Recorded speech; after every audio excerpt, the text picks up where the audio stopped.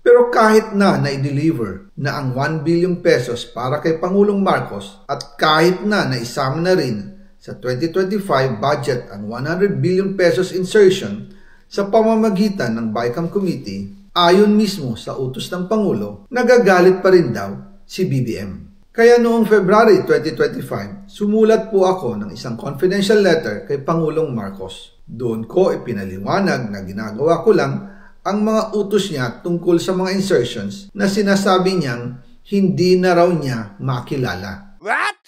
Si Yusek Jojo Cadiz ang nag-ayos ng aming meeting noong March 2025 sa 1201 Aguado Street, tapat ng Malacanang, Gate 4. Pero sa halip na kumalma ang Pangulo, lalos lang siyang nagalit. Sa halip na itanggi o linawin niya ang tungkol sa 100 billion insertion, pinagsabihan niya kami ni dating Speaker Romualdez at sa akin mismo, diretsahan niyang sinabi, "Huwag mo akong pigilan sa mga insertions ko.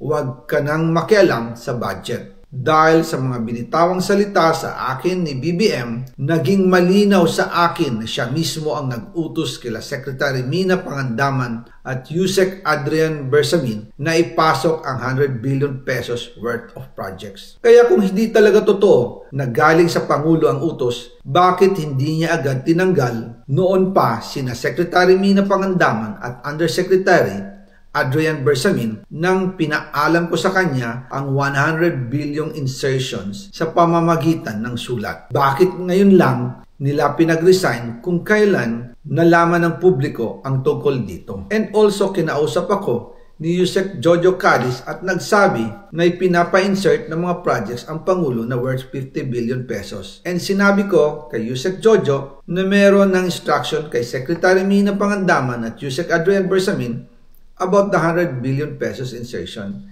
And sabi niya, kakausapin niya ang Pangulo na kung pwede, doon na lang i-charge ang gusto niya ng 50 billion pesos na insertion. Ngunit ang sagot ng Pangulo, humingi ka ng bago or dagdag na insertions. Doon po nakita at naramdaman na hindi pwedeng sabihin ng Pangulo na wala siyang alam sa mga nangyayari. Kasi mismo siya ang nagbibigay ng utos. Ako mismo ang nakasaksi at nakausap ng mga taong direktang sangkot.